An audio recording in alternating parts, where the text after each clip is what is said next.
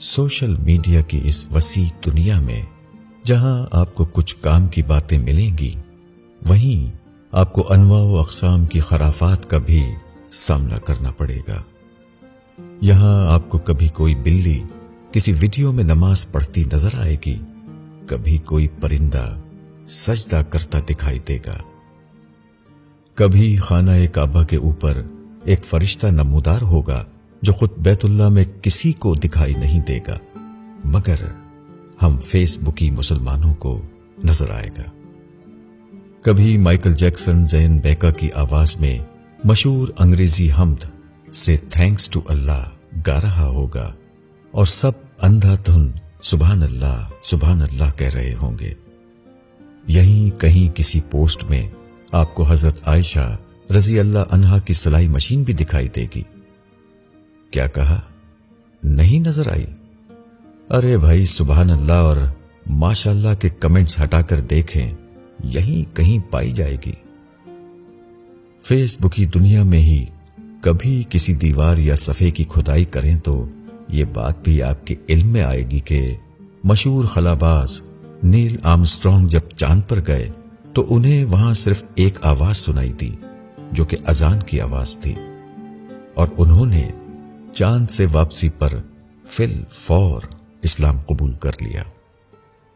اب اس تفصیل میں کون جائے کہ چاند پر فضا یعنی ایٹماسفیئر زمین جیسا نہیں اور وہاں آواز سنائی نہیں دیتی، نہ ہی کوئی اس تحقیق میں پڑے گا کہ اس امریکی خلاباز کے چاند پر جانے اور نہ جانے کے بارے میں بھی دو رائے ہیں۔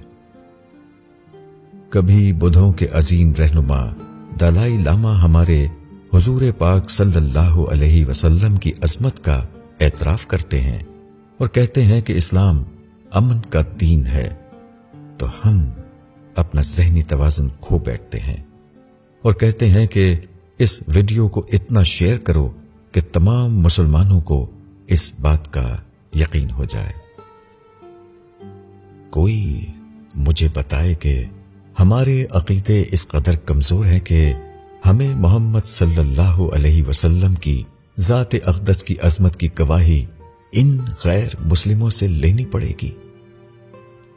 یہیں آپ کو سچے اور پکے مسلم بھائیوں کی طرف سے پیش کی گئی وہ پوسٹ بھی نظر آئے گی جو آپ نے آگے شیئر نہ کی تو آپ دائرہ اسلام سے خارج ہو جائیں گے، اور اگر ماشاءاللہ اور سبحان اللہ نہ کہا گیا تو آپ دنیا کے سب سے بڑے کنجوس کہلائے جائیں گے۔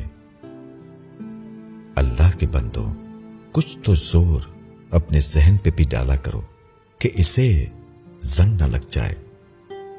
اس بات سے کسے انکار ہے کہ اللہ کی ہر مخلوق چرند پرند اس کی حمد میں مصروف ہیں، مگر ان کا طریقہ ہم سے مختلف ہے۔ نماز ہم پر فرض ہے، نہ کہ ان بلیوں پر جنہیں مسلمان بنانے کی تگ و دو میں آپ لگے ہیں۔ کسی چیز کو شیئر کرنے یا نہ کرنے سے لوگ کافر ہونے لگے تو ہو گیا کام، ہم تو دائرہ اسلام سے خارج قرار پائیں گے۔ پھر ضرورت اس امر کی ہے کہ اندھی تقلید کرنے کے بجائے کسی بھی چیز پر یقین اور شیئر کرنے سے پہلے اس بات کا یقینی بنا لیا جائے کہ آیا یہ سچ ہے یا اس کی کوئی حیثیت ہے بھی کہ نہیں۔